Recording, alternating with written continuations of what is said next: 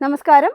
പശ്ചിമേഷ്യയിൽ വീണ്ടും ഒരു രാഷ്ട്രീയ നാടകത്തിന് തിരശീല ഉയരുകയാണ്. 2 പതിറ്റാണ്ടിനു ശേഷം ഗാസ മുനമ്പിലെ ഒരു ചെറിയ നഗരത്തെ കൂടി ഉൾപ്പെടുത്തിക്കൊണ്ട് പാലസ്തീൻ അതോറിറ്റി തദ്ദേശീയ തെരഞ്ഞെടുപ്പ് നടത്തുന്നു. ഇതിനെ ലോകമാധ്യമങ്ങൾ ജനാധിപത്യത്തിന്റെ തിരിച്ചുവരവ് എന്ന് വിശേഷിപ്പിക്കുമ്പോൾ ഇതിന് പിന്നിലെ യഥാർത്ഥ ലക്ഷ്യങ്ങളും ഭീകരവാദ ബന്ധങ്ങളും ചർച്ച ചെയ്യപ്പെടേണ്ടതുണ്ട്.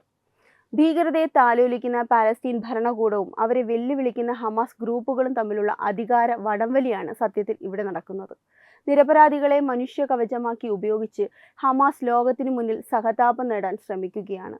ഈ സാഹചര്യത്തിൽ നടക്കുന്ന വോട്ടെടുപ്പ് എത്രത്തോളം സുതാര്യമായിരിക്കുമെന്നത് ചിന്തിക്കേണ്ടിയിരിക്കുന്നു. ഭീകരരുടെ ഭീഷണിക്ക് മുന്നിൽ വോട്ട് രേഖപ്പെടുത്തേണ്ടി വരുന്ന ജനതയ്ക്ക് എങ്ങനെ സ്വതന്ത്രമായ ഒരു ജനപ്രതിനിധിയെ തിരഞ്ഞെടുക്കാൻ സാധിക്കും? യഥാർത്ഥത്തിൽ ഹമാസിനെ പോലെയുള്ള സായുധ സംഘങ്ങളെ പൂർണ്ണമായും നിരായുധരാക്കാതെ ഗാസയിൽ നടത്തുന്ന ഇത്തരം ഏത് പ്രക്രിയയും ജനാധിപത്യത്തോടുള്ള വെല്ലുവിളി തന്നെയാണ്. 2007 ഗാസയിൽ നിന്ന് ഫതഹ് വിഭാഗത്തെ ചോരപ്പുഴ ഒഴുക്കി പുറത്താക്കിയവരാണ് ഹമാസ് ഭീകരർ. അന്നു മുതൽ ഗാസ ഒരു ഭീകര താവളമായി മാറി. ഇന്ന് ഡീർ അൽ ബലായിൽ നടക്കുന്നത് ഒരു തിരഞ്ഞെടുപ്പ് മാത്രമല്ല, തങ്ങൾക്കും ജനപിന്തുണ ഉണ്ടെന്ന് കാണിക്കാൻ ഹമാസും പാലസ്തീൻ അതോറിറ്റിയും നടത്തുന്ന കപട നാടകമാണ്. ഹമാസ് ഔദ്യോഗികമായി സ്ഥാനാർത്ഥികളെ നിർത്തിയിട്ടില്ല എന്ന് പറയുന്നത് വെറും കണ്ണിൽ പൊടിയിടൽ മാത്രമാണ്. ഹമാസിന്റെ പിന്തുണയുള്ള സ്വതന്ത്ര സ്ഥാനാർത്ഥികൾ പലയിടത്തും ജനങ്ങളെ ഭീഷണിപ്പെടുത്തി വോട്ട് ഉറപ്പാക്കുന്നുണ്ട്. ഭീകരവാദ സംഘടനകളെ നിരോധിക്കുകയോ അവരെ നിഷ്ക്രിയമാക്കുകയോ ചെയ്യാതെ നടത്തുന്ന ഇത്തരം വോട്ടെടുപ്പുകൾ കൊണ്ട് എന്ത് മാറ്റമാണ് ഉണ്ടാകാൻ പോകുന്നത്? ഭീകരതയുടെ വിത്തുപാകിയ മണ്ണിൽ ജനാധിപത്യത്തിന്റെ പൂക്കൾ വിരിയില്ല എന്ന ഇസ്രായേലിന്റെ വാദത്തെ ശരിവയ്ക്കുന്നതാണ് നിലവിലെ സാഹചര്യങ്ങൾ. 2006 തെരഞ്ഞെടുപ്പിന് പിന്നാലെ പാലസ്തീൻ അതോറിറ്റിയും ഫതഹ് വിഭാഗത്തെയും ആയുധബലം കൊണ്ട് അടിച്ചമർത്തിയാണ് ഹമാസ് ഗാസയുടെ നിയന്ത്രണം പിടിച്ചെടുത്തത്. സ്വന്തം സഹോദരങ്ങളെ കെട്ടിടങ്ങൾക്ക് മുകളിൽ നിന്ന് തള്ളിയിട്ടും തെരുവിൽ വെടിവെച്ചും കൊലപ്പെടുത്തിക്കൊണ്ടാണ് ഹമാസ് ഭീകരർ അധികാരം സ്ഥാപിച്ചത്. അന്നു മുതൽ സമാധാനപരമായ ഭരണത്തിന് പകരം ഗാസയെ ഒരു ഭീകരവാദ കോട്ടയാക്കി അവർ മാറ്റി. ഇന്ന് ഗാസ നേരിടുന്ന എല്ലാ ദുരിതങ്ങളുടെയും അടിസ്ഥാന കാരണം പതിറ്റാണ്ടുകൾക്ക് മുമ്പ് ഹമാസ് നടത്തിയ ഈ ജനാധിപത്യ വിരുദ്ധ നീക്കമാണ്.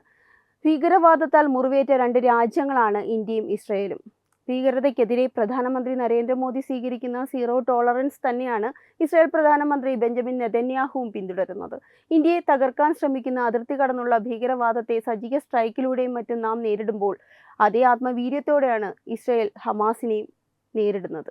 ഭീകരവാദത്തോട് വിട്ടുവീഴ്ചയില്ലെന്ന ഭാരതത്തിന്റെ പ്രഖ്യാപിത നിലപാട് ഇന്ന് ആഗോളതലത്തിൽ ഇസ്രായേലിന്റെ പോരാട്ടത്തിന് വലിയ ധാർമ്മിക പിന്തുണ നൽകുന്നു. അന്താരാഷ്ട്ര ഏജൻസികൾ ഗാസയിലെ സാധാരണക്കാർക്ക് വേണ്ടി നൽകുന്ന സഹായധനം എങ്ങനെയാണ് വഴിതിരിച്ചുവിടപ്പെടുന്നത് എന്നത് ഞെട്ടിക്കുന്ന വസ്തുതയാണ്. യുണൈറ്റഡ് നേഷൻസ് ഉൾപ്പെടെയുള്ള സംഘടനകൾ നൽകുന്ന കോടിക്കണക്കിന് ഡോളർ ഹമാസ് ഭീകരർ ആയുധങ്ങൾ വാങ്ങാനും ഇസ്രയേലിനെതിരെയുള്ള തുരങ്കങ്ങൾ നിർമ്മിക്കാനുമാണ് ഉപയോഗിക്കുന്നത്. കുടിവെള്ളത്തിന് നൽകുന്ന പൈപ്പുകൾ പോലും റോക്കറ്റുകൾ നിർമ്മിക്കാൻ ഇവർ ഉപയോഗിക്കുന്നു. സഹായമായി എത്തുന്ന സിമെന്റും മറ്റ് നിർമ്മാണ സാമഗ്രികളും ജനങ്ങൾക്ക് വീട് വെച്ച് നൽകുന്നതിന് പകരം ഭൂഗർഭ താവളങ്ങൾ നിർമ്മിക്കാനാണ് വിനിയോഗിച്ചത്. ലോകം നൽകുന്ന ഈ പണം സത്യത്തിൽ പാലസ്തീൻ ജനതയുടെ ക്ഷേമത്തിനല്ല, ഭീകരവാദികളുടെ നിലനിൽപ്പിനാണ് സഹായിക്കുന്നതെന്ന യാഥാർത്ഥ്യം ഇസ്രായേൽ തെളിവുകൾ സഹിതം പുറത്തുവിട്ടിട്ടുമുണ്ട്. ഗാസയിലെ സാധാരണ ജനങ്ങൾ ഇന്ന് 2 വശങ്ങളിൽ നിന്ന് ഞെരുങ്ങുകയാണ്. ഇപ്പോൾ നടക്കുന്ന തദ്ദേശ തെരഞ്ഞെടുപ്പിൽ പോലും വോട്ട് രേഖപ്പെടുത്തുന്നത് ഹമാസിന്റെ തോക്കിന് മുന്നിൽ നിന്നുകൊണ്ടാണ്. ഹമാസിനെ എതിർക്കുന്നവരെ ഒറ്റുകാരെന്ന് മുദ്രകുത്തി വധിക്കുന്ന രീതി അവിടെ നിലനിൽക്കുന്നു.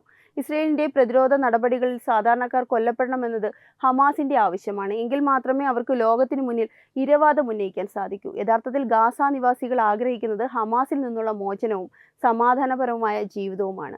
ഈ തെരഞ്ഞെടുപ്പ് നാടകം ജനങ്ങളുടെ യഥാർത്ഥ വികാരത്തെ പ്രതിഫലിപ്പിക്കുന്നില്ല എന്നതാണ് സത്യം.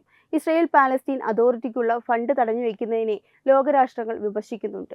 എന്നാൽ ഇതിന് പിന്നിലെ കൃത്യമായ കാരണം നമ്മൾ മനസ്സിലാക്കണം. സ്വന്തം ജനതയെ കൊന്നൊടുക്കുന്ന ഭീകരർക്കും അവരുടെ കുടുംബാംഗങ്ങൾക്കും പെൻഷൻ നൽകുന്ന ഒരു ഭരണകൂടത്തിന് എന്തിനാണ് ഇസ്രായേൽ പണം നൽകുന്നത്? ഭീകരവാദത്തെ പ്രോത്സാഹിപ്പിക്കുന്ന ഇത്തരം വെൽഫെയർ പേയ്മെന്റുകൾ നിർത്തലാക്കാതെ ഫണ്ട് നൽകില്ലെന്ന ബെഞ്ചമിൻ നെതന്യാഹു സർക്കാരിന്റെ നിലപാട് തികച്ചും ന്യായവുമാണ്. ഭീകരവാദികൾക്ക് സാമ്പത്തിക സഹായം നൽകുന്ന സംവിധാനങ്ങളെ തകർക്കുക എന്നത് ഏതൊരു പരമാധികാര രാഷ്ട്രത്തിന്റെയും കടമയാണ്. ഇസ്രായേൽ ധനമന്ത്രി ബെസാലൽ സ്മോട്രിച്ച് പറയുന്നത് പോലെ ഭീകരതയെ അടിസ്ഥാനമാക്കി ഒരു രാജ്യം കെട്ടിപ്പടുക്കാൻ അനുവദിക്കുന്നത് ലോക സമാധാനത്തിന് തന്നെ ഭീഷണിയാണ്. ഗാസയിലെ ജനങ്ങൾ ഇന്ന് ടെന്റുകളിലും തകർന്ന കെട്ടിടങ്ങളിലും കഴിയേണ്ടി വരുന്നത് ഇസ്രായേൽ കാരണമല്ല, ഹമാസ് എന്ന ഭീകര സംഘടന മൂലമാണ്. അന്താരാഷ്ട്ര സഹായമായി ലഭിച്ച കോടിക്കണക്കിന് രൂപ ജനങ്ങളുടെ ക്ഷേമത്തിന് ഉപയോഗിക്കാതെ തുരങ്കങ്ങൾ നിർമ്മിക്കാനും ആയുധങ്ങൾ വാങ്ങാനുമാണ് അവർ ചിലവഴിച്ചത്. ഇന്ന് വൈദ്യുതി പോലും ഇല്ലാത്ത സാഹചര്യത്തിൽ തെരഞ്ഞെടുപ്പ് നടത്തേണ്ടി വരുന്നത് ഈ ഭീകര ഭരണത്തിന്റെ പരാജയമാണ് കാണിക്കുന്നത്. ഭീകരർ ജനവാസ കേന്ദ്രങ്ങളെയും ആശുപത്രികളെയും മനുഷ്യ കവചമായി ഉപയോഗിക്കുന്നു. എന്നിട്ടും ഇസ്രയേൽ തങ്ങളുടെ പ്രതിരോധ നടപടികളിൽ പരമാവധി സംയമനം പാലിക്കുന്നുമുണ്ട്. ഡീൽ എൽ ബലായിൽ തിരഞ്ഞെടുപ്പ് നടക്കുന്നുണ്ടെങ്കിൽ അതിനർത്ഥം അവിടെ സമാധാനം നിലനിർത്താൻ ഇസ്രയേൽ സൈന്യം കാണിക്കുന്ന ജാഗ്രതയാണ്. ഹമാസ് തിരഞ്ഞെടുപ്പ് ബഹിഷ്കരിക്കുന്നു എന്ന് പറയുമ്പോഴും ഗാസയിലെ പോലീസ് സംവിധാനം ഉപയോഗിച്ച് അവർ വോട്ടെടുപ്പ് നിയന്ത്രിക്കുന്നു.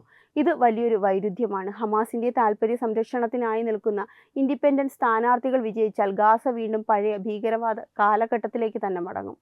ജനാധിപത്യത്തെ തകർക്കാൻ ജനാധിപത്യ മാർഗങ്ങൾ തന്നെ ഉപയോഗിക്കുന്ന ഭീകരവാദ തന്ത്രമാണിത്. ഭീകരതയുമായി അതിർത്തി പങ്കിടുന്ന രാജ്യമെന്ന നിലയിൽ ഇന്ത്യക്ക് ഇസ്രയേലിന്റെ അവസ്ഥ നന്നായി മനസ്സിലാകും. കാശ്മീർ ഭീകരവാദത്തെ അടിച്ചമർത്തിക്കൊണ്ട് എങ്ങനെയാണ് യഥാർത്ഥ ജനാധിപത്യം കൊണ്ടുവന്നതെന്ന് നമ്മൾ കണ്ടതാണ്. സമാനമായ രീതിയിൽ ഭീകരവാദത്തിന്റെ വേരുകൾ ഗാസയിൽ നിന്ന് പൂർണ്ണമായും പിഴുതെറിയാതെ അവിടെ സമാധാനം സാധ്യമല്ല. ഗാസയിലെ ഈ തദ്ദേശ തിരഞ്ഞെടുപ്പ് ഒരു തുടക്കം മാത്രമാണെന്ന് പാലസ്തീൻ അതോറിറ്റി അവകാശപ്പെടുന്നു. എന്നാൽ ഭീകരവാദികളുമായി ഒത്തുതീർപ്പ് നടത്തിക്കൊണ്ടുള്ള ഒരു ഭരണകൂടത്തിനും അധികകാലം നിലനിൽപ്പില്ല. ലോകം ഇന്ന് കാണുന്നത് ഒരു ജനതയുടെ അതിജീവനമല്ല, ഭീകരവാദികൾ നടത്തുന്ന അധികാര കളിയാണ്. കഴിഞ്ഞ 2 പതിറ്റാണ്ടായി ഗാസയെ ഭീകരവാദത്തിന്റെ ചാവേർ കേന്ദ്രമാക്കി മാറ്റിയ ഹമാസിനെ വെള്ളപൂശാനുള്ള ശ്രമങ്ങളാണ് ഇതിന് പിന്നിൽ നടക്കുന്നത്. ഭാരതം എങ്ങനെയാണോ അതിൻ്റെ അതിർത്തികൾ സംരക്ഷിക്കാൻ വിട്ടുവീഴ്ചയില്ലാത്ത നിലപാടുകൾ സ്വീകരിക്കുന്നത്, അതേ മാതൃകയിലാണ് ഇസ്രയേലും മുന്നോട്ട് പോകുന്നത്.